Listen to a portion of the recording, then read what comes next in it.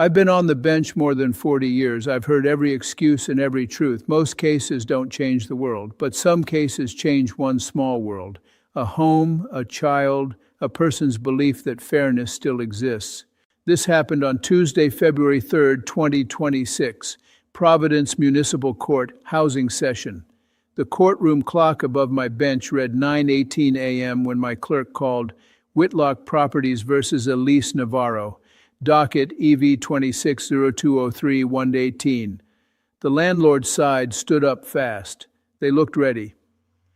Attorney Gerald Pike, bar number 22198, wore a crisp navy suit and a silk tie that looked expensive.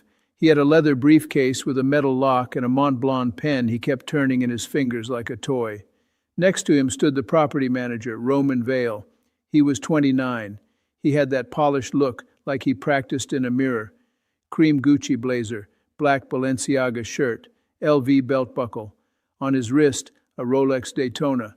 On his phone, a bright orange Hermes case. He didn't even try to hide it. He held it like a badge. And through the courthouse window, I saw a yellow Lamborghini parked at the curb, low and loud even while it sat still. Roman looked around my courtroom like he was visiting a place for regular people, like the chairs were too cheap, like the air smelled wrong. Then Elise Navarro stepped forward alone. Elise was 41, a public school teacher. She wore a plain dark coat with a broken zipper held by a safety pin. Her hair was pulled back in a simple tie. She carried a canvas tote bag stuffed with papers. Her hands shook when she set the bag down, but she stood straight. She looked like someone who had learned how to stay strong even when she was tired. I said, "Good morning, Ms. Navarro." She said, "Good morning, Your Honor," and her voice sounded small in a big room. Attorney Pike spoke like he was reading a grocery list. "Your Honor, this is a straightforward non-payment matter. The tenant is in arrears 3 months. Total rent due is $4,960. Late fees and administrative charges bring the balance to $5,215. We request judgment for possession and issuance of a writ of execution." That phrase, writ of execution, is a cold thing. People hear it and picture a constable, a truck, a mattress on the sidewalk. I looked at Elise. "Ms. Navarro, are you behind on rent?" She nodded. "Yes, sir, I'm behind. I'm not denying it." Roman Vale made a sound, a small laugh, not loud but sharp, the kind of laugh that says, "This is entertainment." I looked at him. "Mr. Vale, you will speak only when I ask you." He held up his hands. "Of course, Judge." But he kept smiling. I turned back to Elise. "Tell me what happened. Why did you fall behind?" Buckle up, guys. Today we're going to witness a courtroom clash that starts like any routine eviction and quickly turns into something far bigger. A seasoned judge calls Whitlock Properties versus Elise Navarro. On one side, polished suits and quiet arrogance. On the other, a widowed teacher standing alone. The rent is unpaid. The tension is immediate. And no one yet realizes this case is about to expose far more than late fees. She swallowed. "My husband died." The room changed. Even people waiting for their own cases stopped moving for a second. I said, "I'm sorry." "When?" "July 18th, 2025, she said. 9 months ago. I asked what was his name.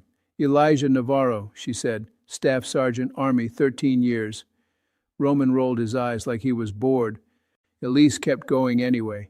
"He worked for the water department in the day, and he drove deliveries at night, second job. He said it was just until our son got better." I asked, "Your son is sick?" She nodded. "Mateo, 8, asthma." I said, "Tell me about the accident." Her eyes went wet, but she forced the words out. "It was 10:47 p.m., Route 6. He was almost home. The police report said the other driver hit him from behind at about 84 miles per hour. They said there were no skid marks." No skid marks. That means no brake. That means no chance. I felt my throat tighten. I've seen war injuries in my courtroom. I've seen drunk driving. I've seen people hurt each other for nothing. But a working man killed coming home from a second job is a special kind of unfair. Attorney Pike cleared his throat. "Your Honor, we sympathize, but the issue is rent." I said, "In my courtroom, the issue is always people." Roman leaned in, voice full of confidence. "Judge, with respect, we can't run a building on sympathy." Elise flinched. I asked Elise, "How long have you lived at that address?" 6 years, she said. I looked at the file. 1187 Cranston Avenue, Unit 3B. I knew it. Old brick building. Narrow stairs. Drafty windows. I asked, "Has the rent always been $1,020?" Elise shook her head. "No, sir. It was $150. Whitlock bought the building in November and raised it. They called it market rate." Roman smiled wider. "It is market rate." I asked him, "Do you live in that building?" He laughed. "No." "Where do you live?" I asked. He shrugged like it didn't matter. "Federal Hill, rooftop, new place, nice view." Elise stared at the floor, not jealous, just tired. I asked Elise, "Have you applied for help, rental assistance, survivor benefits?" She nodded fast. "Yes. Rental assistance application, RIHAP 5522104. VA survivor benefits case, VASB. As the hearing unfolds, Elise explains she fell behind after her husband, Staff Sergeant Elijah Navarro, died in a late-night crash. She describes the impact, the absence of skid marks, the sudden collapse of stability. The courtroom shifts from paperwork to grief. The landlord's attorney insists the issue is rent, but the judge makes it clear, inside this room, the issue is always people. 88341. They told me there's a backlog. I said, "Do you have proof?" She dug in her tote bag. Papers spilled out, a hospital bill, a school letter, a folded drawing in crayon, a stick figure family holding hands.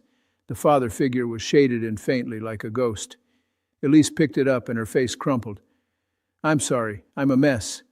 I said, "No, you're a mother holding her life together." Roman scoffed. "This is turning into story hour." I felt something hard settle in me, not anger like shouting, anger like a decision. I asked Elise, "How much can you pay today?" She opened her wallet with shaking fingers. $240, she said. Roman laughed out loud. $240? That doesn't even cover the late fees. I said, "Mr. Vale, one more outburst and you will be removed." He leaned back, still smirking. Attorney Pike slid another sheet forward. "Your Honor, there are also administrative fees, posting fee, after-hours processing fee." I frowned. "After-hours processing?" Pike said, "Notices were posted outside business hours." Elise's voice tightened. "They taped the notice to my door at 2:23 a.m. I looked up. 2:23 in the morning? She nodded. "My son saw it when he left for school. He asked if we were going to be homeless. He cried in the kitchen." Roman waved a hand. "Notices go up when they go up," I said. "At 2:23 a.m., you wake a family with tape and threats." Roman leaned forward. "Judge, if she doesn't want notices, she should pay." I could hear the gallery breathing. People don't need law degrees to hear cruelty. I asked Elise, "Did you ever try to make partial payments before?" "Yes," she said. "On March 3rd, 6:40 p.m. I went to the office with cash. I told them I could pay $300 that week and $400 the next." I said, "And?" Elise looked straight at Roman. "He said no partials. He said if I can't keep up, get out." Roman nodded proudly. "Policy." I said, "Policy is made by people. People can change it." Then I saw something in the file that made my eyes narrow. A maintenance log note. Heat interruption, Unit 3B, March 5th. Outside, temp 28 degrees. I asked Elise, "Did your heat go out?" Her eyes filled. "Yes, 12. Attention turns to policy and pressure. Elise recounts how notices were taped to her door at 2:23 a.m., frightening her young son. She tried partial payments and was refused. A maintenance log reveals a heat interruption during freezing weather. The landlord shrugs it off as routine, but the pattern begins to look less like business and more like intimidation. 12 hours. My son slept in his jacket. Roman shrugged. Old buildings. Stuff breaks. I said, "Things don't just break right after threats." Attorney Pike jumped in. "Your Honor, there is no evidence of retaliation." I said, "Not yet." Right then, a man stood up in the back row like he couldn't sit anymore. He wore a gray work shirt with a name patch that said, "Calvin." He held his cap in his hands like a kid in school. My bailiff, Officer Daniel Reyes, badge 417, leaned to me and whispered, Judge, that's Calvin Dre. Maintenance at that building. I nodded. Bring him forward. Calvin walked up, nervous. Your Honor. I said, Mr. Dre, do you work for Whitlock Properties? Yes, sir, I asked. Do you post notices late at night? He glanced at Roman, then at the floor. Yes. Who told you to? I asked. Calvin swallowed. Mr. Vale. Roman snapped up. What are you doing? I held up my hand. Mr. Vale, sit. Calvin continued, voice shaky but steady. He told us to do it after midnight. He said if we do it late, tenants don't rip it down before we take a photo for the file. He said, do it when they're asleep. It hits harder. Elise pressed a hand to her mouth. Hearing it out loud made it real. I asked Calvin, did Ms. Navarro try to pay? Yes, he said. Twice. She was polite. She cried but still said please. Roman muttered, crying doesn't pay rent. I looked at him. It proves she still has a heart. I asked Calvin, did you delay heat repairs for Unit 3B on March 5th? Calvin's face tightened. I got a note that said delay until morning. It wasn't in our system. It was typed. It had Mr. Vale's initials. Roman stood loud now. This is insane. He's lying. Calvin shook his head. I'm not lying. I'm tired. I'm tired of pushing good people out. That line hit the whole room because everyone has seen good people pushed around. Now I'm going to challenge you. If you believe decent people should not be treated like dirt, I dare you to stay with me through the next part without feeling your blood boil, because Roman decided to show his true face right there in open court. Roman leaned toward my bench, full of swagger. Judge, let's stop the crying. Give us the writ. We renovate the unit. New tenant moves in. That's the cycle. I said renovate, so that's what this is. He smiled. Improvement. I asked, improvement for... A maintenance worker named Calvin steps forward, visibly shaken. Under questioning, he admits he was ordered to post eviction notices after midnight, so they would hit harder. He confirms Elise tried to pay. He reveals a typed note delaying heat repairs, with Roman Vale's initials. The polished confidence cracks. What looked like policy now sounds like deliberate cruelty. For who? For people who can afford it, he said, like that was the whole point of life. Elise whispered, I just need time until the VA comes through. Roman laughed.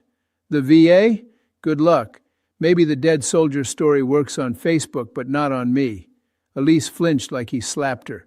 I felt my voice go quiet. Mr. Vale, you will not speak about her husband like that in my courtroom. Roman tilted his head. Why? Because you feel sorry for her? I said, because it's wrong. He smirked. Wrong doesn't matter. Money matters. Then he looked right at me and decided to insult me by class like money makes a man. He said, no offense, Judge, but you don't get it. You're an old guy. You probably rode the bus your whole life. You're mad because you never made it. The gallery gasped, one shared breath. I sat still. I thought of my father, a working man who taught me respect. I thought of all the people who ride buses because they work honest jobs. I thought of Elise buying school supplies with her own money. I said, Mr. Vale, I made it to something you can't buy. He laughed. What's that? I leaned forward. Respect. And then the twist arrived fast, like a door swinging open. A young woman in the gallery stood up. Your Honor, I have evidence. My bailiff moved, but I lifted my hand. Who are you? Jade Collins, she said. Student teacher at Ms. Navarro's school. I nodded. Evidence of what? Jade held up her phone with both hands. Roman Vale posted a video last night, TikTok and Instagram. He mocked Ms. Navarro. He mocked the court. Roman snapped, fake. Jade said, not fake. I screen recorded it at 1:14 a.m. because I knew it was about her. Officer Reyes took the phone and brought it to me. I watched. Roman was leaning on a yellow Lamborghini. He had a champagne bottle in his hand. He pointed at the sign that said 1187 Cranston Avenue. He laughed into the camera. He said, tomorrow I'm bouncing a broke teacher. Watch her cry. Watch the judge try to play hero. Evictions are my cardio. Then he said, the court is a joke. The judge is probably some bus-riding old man who hates winners. He ended with a toast. I set the phone down slowly. Roman tried to grin again, but it didn't land. Roman doubles down, mocking the widow and dismissing sympathy as weakness. Then a student teacher presents a recorded social media video. Roman boasting beside a Lamborghini, predicting Elise's tears, ridiculing the court. The footage plays in silence. What he called content marketing becomes evidence of targeted humiliation. The courtroom no longer sees a landlord. It sees motive. It's content, marketing, people like drama. I said, you used a widow's pain for likes. He shrugged. Welcome to the real world. Elise looked like her knees might give out. He filmed my building? Jade nodded, and he tagged the location. Elise whispered, my son could have seen that. I looked at Roman. You didn't just threaten her, you made her a target. Roman rolled his eyes. No one cares about her. I felt my jaw tighten. I care, and the law cares. I told my clerk, run his name, full check, any flags, now. My clerk typed fast. The keyboard sounded loud in the silence. 10 seconds later, her eyes widened. She slid a sheet toward me like it was hot. A federal contact notice. HUD OIG case ID 26 of 197. A name, Special Agent Marissa Grant. It wasn't a warrant in my file, but it was a clear request. If he appears, contact. I looked up at Roman. His face lost color. I said, Mr. Vale, are you aware of a federal investigation involving Whitlock Properties, forced vacancies, and illegal rent hikes tied to falsified renovation permits? Attorney Pike's face drained. He took a half step back like he wanted to disappear. Roman blinked. No. Pike stood quickly. Your Honor, relevance. This is a civil eviction. I looked at him. Counsel, sit.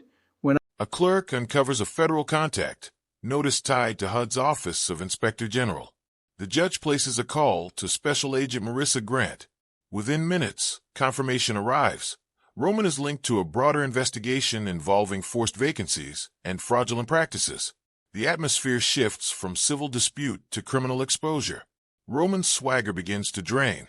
When I see intimidation and retaliation in front of me, I don't pretend it's just numbers. Hold on now, because the next part is what everyone remembers. I made one call, and it changed her life and ruined his. I picked up the phone on my bench. The room went so quiet I could hear the radiator ticking. I said, get me Special Agent Marissa Grant, HUD Office of Inspector General, now. My clerk dialed. Ring, ring. A woman answered. Special Agent Grant. I said, Agent Grant, this is Judge in Providence Municipal Court. I have Roman Vale in front of me, leasing manager for Whitlock Properties, docket EV26-0203-118. Evidence came in today of midnight postings, heat shutoff delays, and social media posts mocking an eviction and the court. There was a pause. Then her voice turned sharp. Judge, keep him there. Do not let him leave. Federal agents enter before the clock reaches 9:40 a.m. Credentials are shown. Roman Vale is detained for questioning in connection with the investigation. His expensive blazer cannot shield him now. He mutters about fairness. Elise, steady for the first time, reminds him what fairness truly looks like. The gallery witnesses a reversal no one expected. I said, understood. Agent Grant continued, we've been trying to locate him. He's a key coordinator. We have a forced vacancy list. We have tenant harassment patterns. We have shell payments. We have pressure tactics. And we need that video. Elise's eyes widened. Her fear turned into shock. I asked, criminal exposure? Agent Grant said, criminal, conspiracy, wire fraud, retaliation, possible bribery of inspectors. We are en route. 8 minutes. I hung up. Roman stood frozen. He tried to act tough. This is harassment. I'm calling my father. I said, call whoever you want. The law doesn't care who your father is. Roman lifted his chin, desperate. You don't know who my father is. I said, tell me. He said, Victor Vale, city contracts, big donor, friends with important people. He said it like that should end the case. I nodded. So you're connected. That explains the confidence. Elise whispered. With Roman removed, the judge turns back to the eviction itself. The writ is denied. No lockout. No retaliation. The case is continued. Elise asks quietly if she can go home. She is told yes. The immediate threat of homelessness dissolves. But the judge makes clear that stopping an eviction is only the beginning of restoring stability. That's why they treat us like this. I looked at her. Connections don't cancel consequences. Now here's the part that made this whole room feel like a movie. 2 federal agents walked in before the clock even hit 9:40 a.m. The woman in front held up credentials. Special Agent Marissa Grant, HUD Office of Inspector General. Badge 8062. Roman's face turned gray. Agent Grant looked straight at him. Roman Vale. Roman tried a weak laugh. This is crazy, Agent Grant said. You are being detained for questioning in connection with HUD OIG case 261197. You have the right to remain silent. Pike stammered. Agent, my client... Agent Grant cut him off. Counsel, step aside. Roman's hands shook. He tried to adjust his Gucci blazer like clothes could save him. He whispered, This isn't fair. Elise stared at him. Her voice was quiet but strong. Fair as you not taping notices to my door at 2:23 a.m. Roman snapped, You're still broke. Elise didn't flinch this time. And you're still empty, the gallery murmured. Now listen, because this is where justice becomes more than punishment. If you're curious what I did after the agents took him out, stay with me because the next call I made wasn't to destroy someone. It was to build someone back up. After Roman was removed, I turned back to the eviction. Attorney Pike sat like a man who suddenly remembered gravity. I said, Counsel, I will not issue a writ today. This matter is continued. No lockout, no removal, no retaliation. If Legal aid is contacted on the record. Attorney Simone Park agrees to represent Elise. Then the judge calls her school principal, who describes her as the best teacher they have, dedicated, generous, relentless for her students. Emergency PDA funds and the Veterans Group are activated. What began as a hearing becomes a coordinated effort to protect the family. Whitlock Properties contacts this tenant outside legal channels, you will be back here, and I will consider sanctions. Pike swallowed. Understood, Your Honor. Elise looked at me like she couldn't breathe. So, I can go home? I nodded. Yes, you can go home. Her shoulders dropped. A small sound came out of her like her lungs finally worked again. But I wasn't done. Because stopping an eviction doesn't fix groceries. It doesn't fix asthma medicine. It doesn't fix grief. I asked Elise, Do you have a lawyer? She shook her head. No, sir. I said, You will. I called legal aid on the record. I asked for attorney Simone Park, housing unit. She answered on the second ring. Simone Park, she said.